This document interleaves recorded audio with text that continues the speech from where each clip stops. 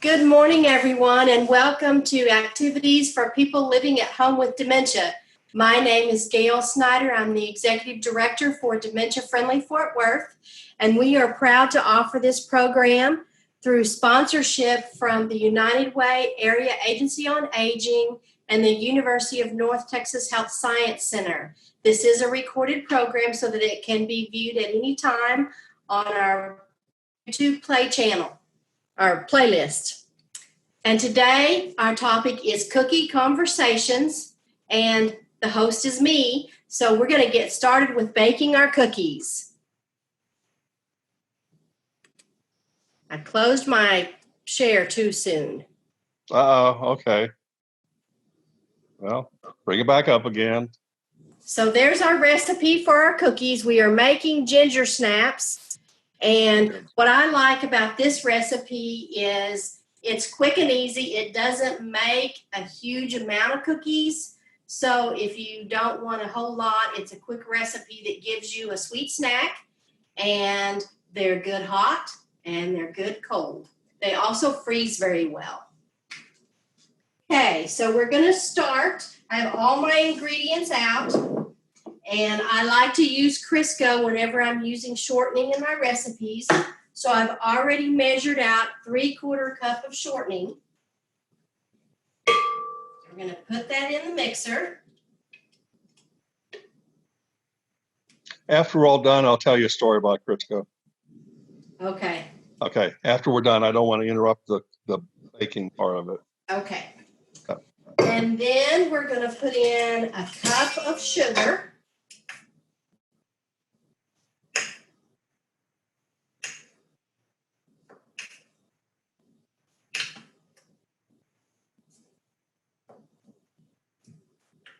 This was a recipe that I actually got from my grandmother. She used to make these a lot.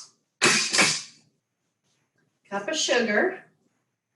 And then 4 tablespoons of molasses.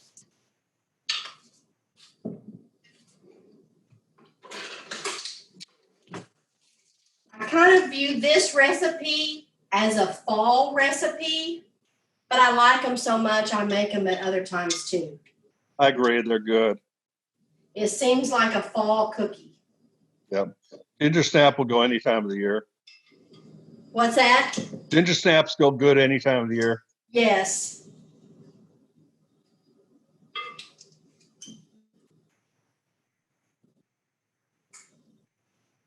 And I keep my molasses in the refrigerator, but I set it out last night because when it's cold, you can't hardly get it out of the jar. I know. You got the old saying, right? Runs as slow as molasses. Right.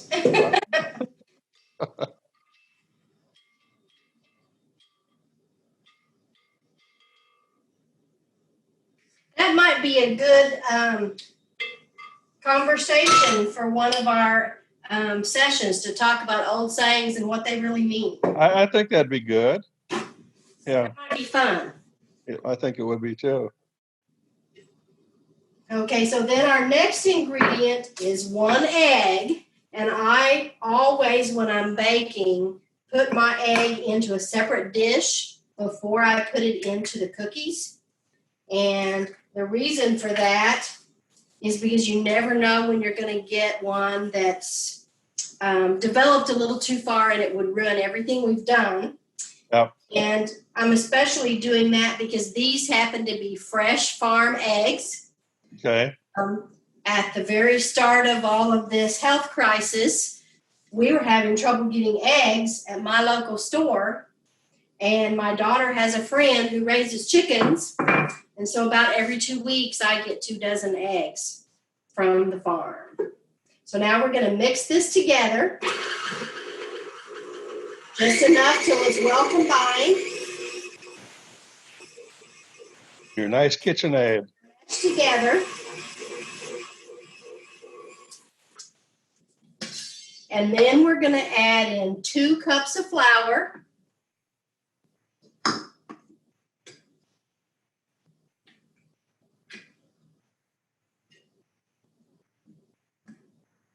And I'm actually going to put these in a separate dish first so that we can combine our baking soda and spices together before we put it into the cookie dough.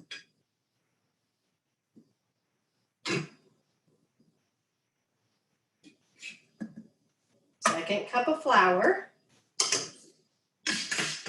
And then we're going to put in 2 teaspoons of baking soda, and I have mine in little jars and it's labeled, so I don't have it in the actual baking soda container. And if you're trying to reduce sodium and salt, you can reduce the baking soda by just a little bit. Or if you don't like things terribly salty.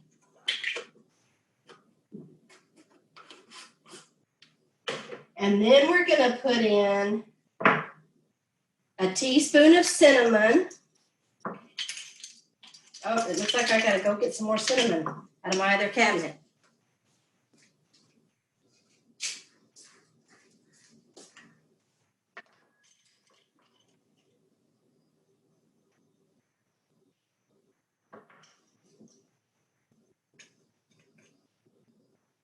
Okay, so a teaspoon of cinnamon. And then a teaspoon of cloves.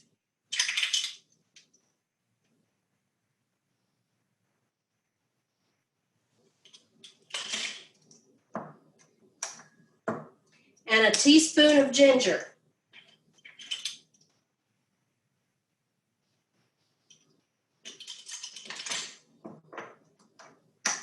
And then I'm going to mix that all together with a fork so that it distributes well through the rest of the cookie batter.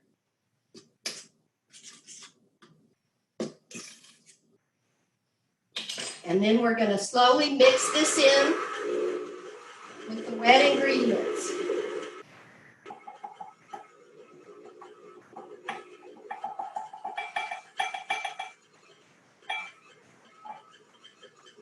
Now, something I forgot to say is the oven needs to be preheated to 350, and I've already done that.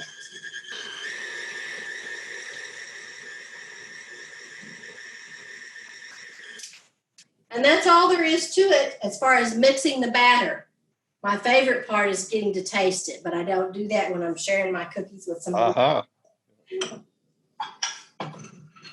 Then the next step, I'm going to put just a shallow amount of sugar in the bottom of a dish because we're going to put the cookie batter into bowls and roll it in sugar before we get ready to bake it. So I want to make sure I wash my hands before I start that process.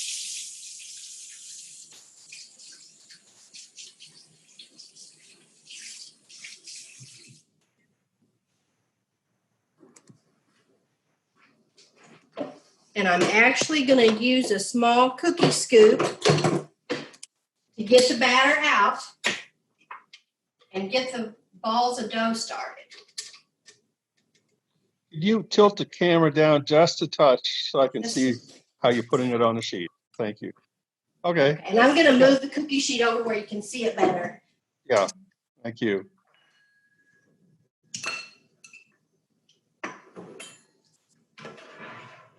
You see that now? Absolutely, thank you.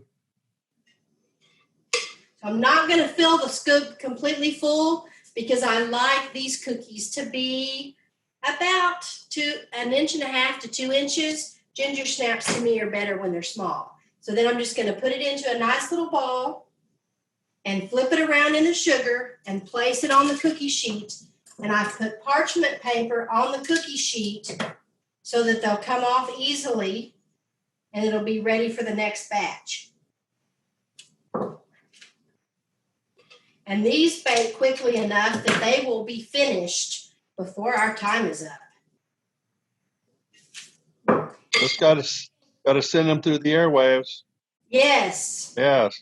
So I need something where you can smell the batter because you can smell the molasses in the batter and smell them when they come out of the oven.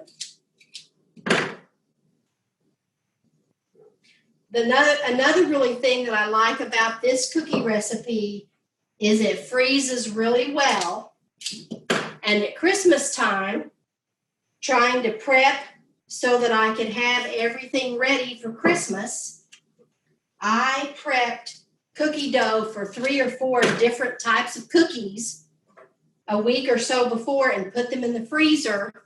So then the day before Christmas Eve, all I had to do was pop them on a cookie sheet and bake them. And it allowed me to do my other stuff that required the mixer and making a big mess. This part was already out of the way. Because at Christmas, I like to do a goodie tray. It's all different kinds of cookies, fudge and divinity and Rice Krispie treats. And on Christmas Eve, when all the family is here, we have that tray of goodies and everybody munches on the goodie tray while we're opening our gifts. It's one of my favorite things about Christmas. My grandmother and I used to do that at Christmas with the big glass tray that she has that she used to use when she did wedding cakes.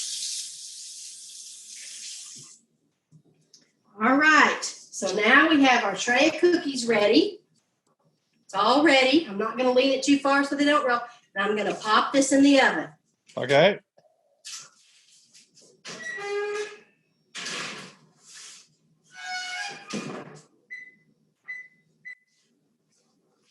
And I've set the timer on that for 8 minutes, and I'll check it because how long it bakes depends on if you like them chewy or if you like them snappy. Crispies. The Yes. name of the ginger snap. And you said the other day you like your snappy, right? I'll eat any of it anyway. You'll eat any of it. I'll eat anyway. Yeah. So while the others are baking, I can actually work ahead and prep some of the other dough so that it's quicker to get the next batch in when these are done. But it's just a real quick recipe. And this is one cookie recipe that I have that everybody in the family likes. Some of the cookies and cakes that I make, not all of my family likes because they have nuts or coconut in them, and some of my family doesn't like those things.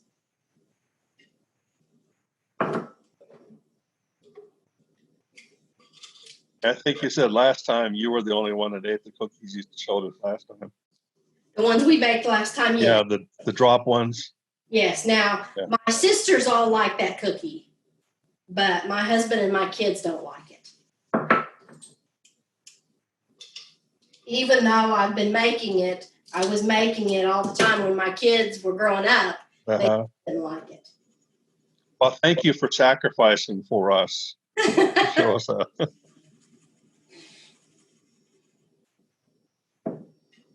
All right.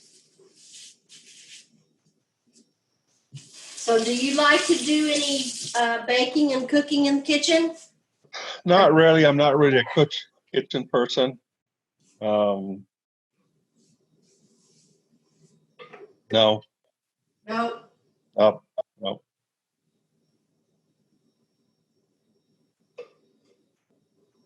Well, I think I probably said this last time, but my favorite thing to actually do in the kitchen is baking layer cakes.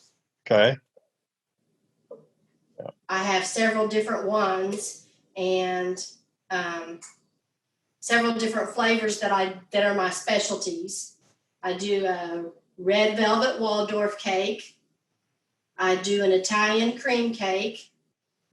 And then I have a chocolate devil's food that has what's called seafoam frosting, which is cooked frosting. Okay. And instead of using white sugar, you use brown sugar. And that's what changes it to the seafoam. Yeah. And that was a favorite recipe for my kids when they were growing up. In fact, my daughter has a birthday coming up, and that's the cake she requested for her birthday. Sure. And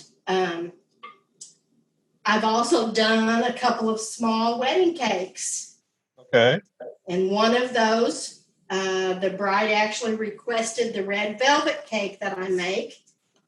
So I made the cake, and then she wanted 100 cupcakes to go with it. Wow. Okay. So, and You were cupcakes busy. are not my favorite to make because it takes longer. Yeah. And for me, it's more tedious than making a whole cake.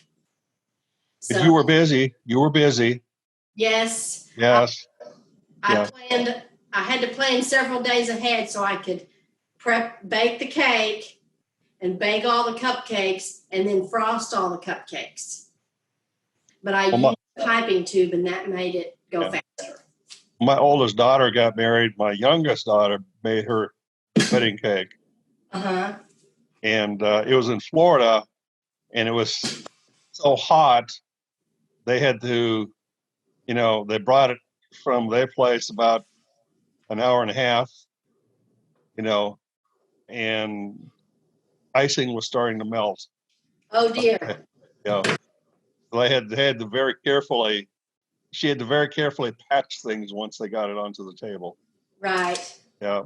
Might have been a good idea for her just to flash freeze it in the freezer. Well, she did that, but just because of the heat in the car. Yeah. Yeah.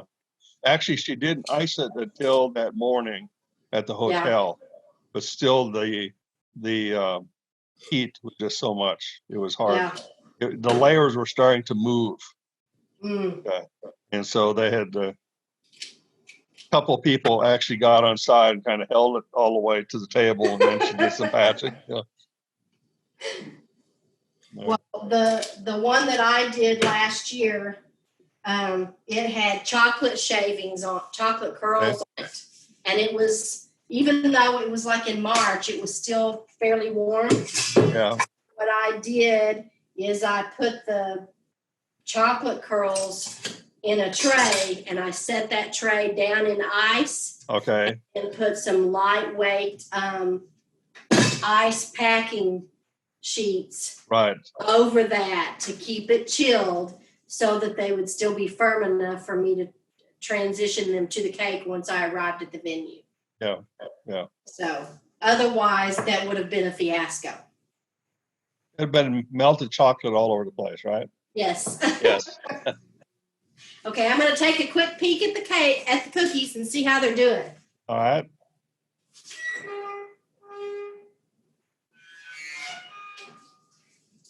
They are starting to spread out, but Okay. And they've got just less than 2 minutes. So I think we might have to go past the 8 minutes on to maybe 9 minutes to really get them the way. Okay. Okay. So what's your favorite cookie that your wife makes? Oh, I don't know. I like chocolate chip. You like chocolate chip? Yeah. But usually almost any cookie. Two things you talked about brought some memories to me. Uh-huh. One is when you talked about the smell, Right. My mother came and visited us in Thailand for a month. Right. And she came back home, of course, she had slides and things like that. She said, but I wish I could have brought the smells home. Mm-hmm. That would have made so much difference. Right. Relating the stories and things like that. Right. My other one was my Crisco story. Oh, I worked on a ranch in very rural South Dakota for a little while. I wasn't really a rancher. I worked for the guy that owned the ranch. And they had just a little store in a little community there because it was like if you blinked on the road, you missed the city, a little community type of thing. Well, the wife ran out of Crisco one day, so she ran into the little store and they had some Crisco on the shelf. So she bought a container, brought it home, and she opened it up and said, this doesn't smell like Crisco. Doesn't smell right. And this was like in the 70s. She looked on a container that had a date of the 50s, 1950s on it. Wow. It had been sitting on the shelf that long in that little store. That's a long time. It is a long time. Yeah. And that was when in the It was in the 70s, in the 70s. probably about 76, 77, something like that. So it had been on the shelf for over 25 years. Yep, yep. So I guess she didn't use it, huh? No, she didn't use it. It was a good story.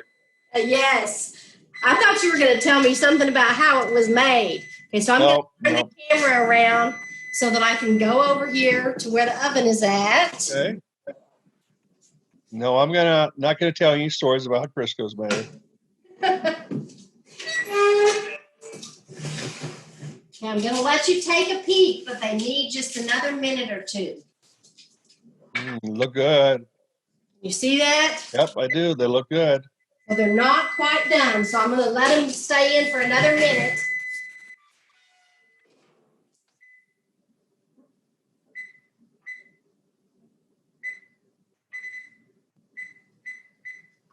Okay, I actually put it for 2, but we're not going to leave it in for the full 2. Okay. So that's your story about the smells reminds me, I served on a mission trip in Liberia, West Africa in the late 80s or the mid 80s. Yeah. And there are some smells that were there that I'm glad I didn't have to bring home. It was in an area where there was a Firestone rubber plantation. Yeah, yeah. And the smell from the rubber plantation was like nothing I've ever smelled before. Yeah. And it permeated everything when the time of the day that the smells were out, even absorbed into your skin. And when you perspired, it was that smell. Yeah. So, but it was interesting to tour the plant. Right. Yeah. See how they made it, but you almost needed a mask because the smell was so bad. When Sue served in Nigeria, she said the smells was, she got off the airplane with a Nigerian guy and said, just take a big breath. It just about choked her to death, because the smells are so prevalent. Right. And when we got married, she had left Nigeria about a year before we got married.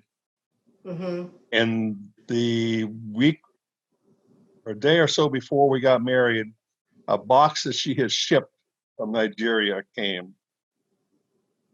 And she opened the box and closed up the box and threw it away because the smell was so bad. She didn't care what was in it anymore. It was just, smells were just so bad. You see, because it's been sitting in that box on a boat. Right. For that whole year. Yeah. And it was a whole year? Well, it was a whole year after she left. Yeah. Wow. Yeah. All right.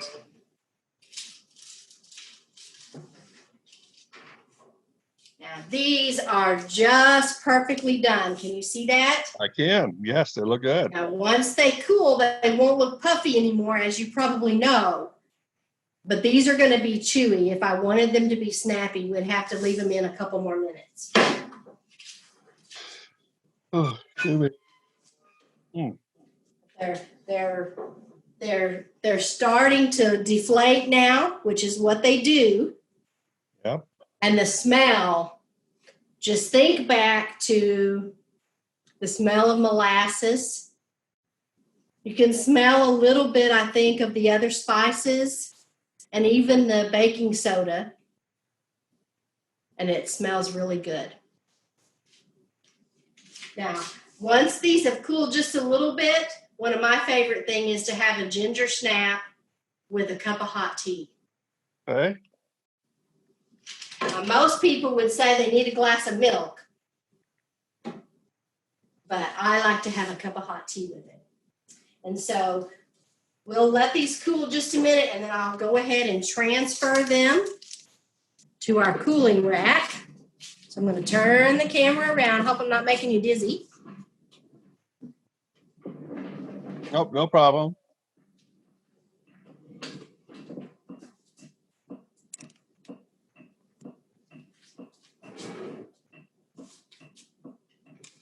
There we go. And now I'll gently transfer these to the cooling rack. Whoop.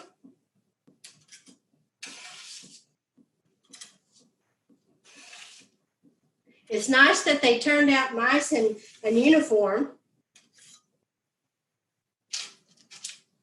Because they don't always.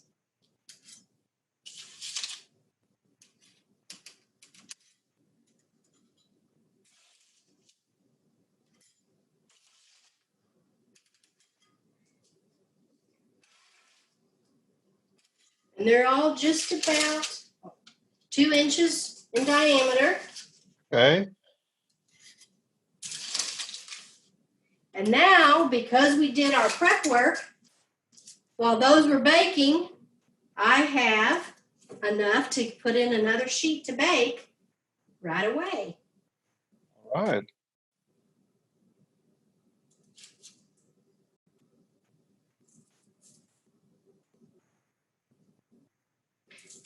And I love to do baking and cooking in the kitchen, and that's partly because of the influence of my grandmother, who loved to bake. And she did lots of different cookies and lots of different cakes. She also did wedding cakes. They were pastors in Oklahoma and California. And she used to make wedding cakes for some of the brides that were getting married at the church. Okay. Where in California were they? Paso Robles. Trying to think where that is. And I don't remember exactly where that's at. And I was born in Richmond. Okay. But I've only visited a couple of times since we moved away from there. And we moved from California to Oklahoma when I was just a toddler. Okay. So now we have another sheet of cookies ready to go into the oven. Okay.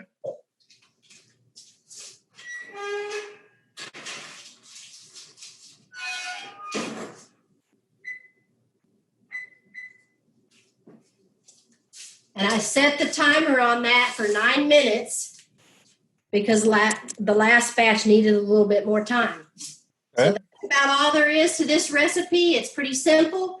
And in less than 30 minutes, we have cookies ready to eat. Sounds good to me. Yeah. Just pass them over. So if you'd like to send me your address by email, I'll get some in the mail to you.